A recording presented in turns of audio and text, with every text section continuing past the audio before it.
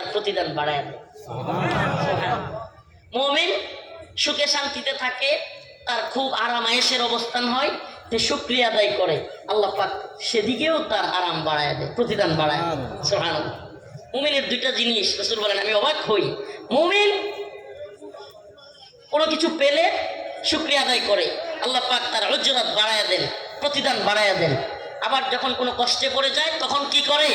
সবর করে, আল্লাহ পাক সেটারও প্রতিদান দেয়। সুবহানাল্লাহ। সবর করবো তো আমরা, সবর করবো তো। সবর একটা বিরাট জিনিস ভাই। টাকা পয়সা আসছে, এটাও আল্লাহর পক্ষ থেকে পরীক্ষা। দুনিয়াবি নাজ নিয়ামত আসছে, জৌলুস যশ খ্যাতি আসছে, লক্ষ লোক আপনার দিকে তাকায় আছে, এটাও পরীক্ষা, এটা বড় পরীক্ষা। লক্ষ লক্ষ লোক আপনার জন্য আসছে, ক্যামেরা আসছে, এগুলো একটা পরীক্ষা।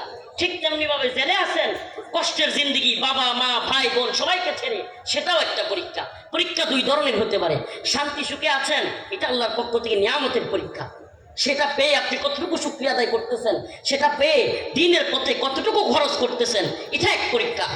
কষ্টে পড়ে গেছেন, জেলখানার পরীক্ষাটা আমি মনে করি একদিক থেকে একটু সহজ। বলবেন কই? হ্যাঁ, জেলখানার পরীক্ষা কি? একটাই, সবর করো। পরে আসো, সবর করতে থাকো, আল্লাহর কাছে চাইতে থাকো। বাহিরে আসলে পরীক্ষার অভাব নাই, অনেক পরীক্ষা। তাহলে কি জেলখানায় থাকা ভালো? না, জেলখানা আমরা কামনা করি না, কিন্তু আমরা ভয়ও পাই না। তোমরা আমাদেরকে যেখানেই দিবা আলহামদুলিল্লাহ, কারণ আল্লাহ বলছে, আল্লাহ নিজে বলছে, আল্লাহ পাক আমাদের সকল কষ্টের জন্য কি দিবেন? প্রতিদান দিবেন। ইন্নামা ইউওয়াফাস সাবিরুনা আজরাহুম বিগাইরি হিসাব। সুবহানাল্লাহ, সুবহানাল্লাহ, বিগাইরি হিসাব।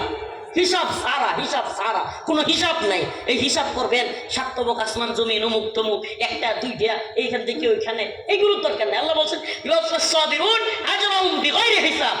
গায়রি হিসাব, হিসাব সারা আল্লাহ দিবেন। সুবহানাল্লাহ। হাদিসের মধ্যে আসছে, রাসূলুল্লাহ সাল্লাল্লাহু আলাইহি ওয়াসাল্লাম বলেন, একদল লোক জান্নাতে যাওয়ার ঘোষণা তখনও হয় নাই, জান্নাতে যাওয়ার ঘোষণা তখনও কি হয় নাই। সবরকারীদেরকে আল্লাহ পাক ডাকতেছেন, কিছু লোক যাওয়া শুরু করবে জান্নাতের দিকে। ফেরেশতা এসে আটকাবে, আপনারা কোথায় যান, আপনারা কোথায় যান, দাঁড়ান, জান্নাতের সুসংবাদ তো এখনো দেওয়া হয় নাই, জান্নাতে ঢুকতে তো এখনো বলা হয় নাই, দাঁড়ান, এখনই কোথায় যাচ্ছেন? তারা বলবে, শোনো, আমরা হলাম সবরকারী। সুবহানাল্লাহ। আমরা সমস্ত বালা মুসিবতের মধ্যেও আল্লাহর প্রতি সবর করেছিলাম। সবর তিন প্রকার।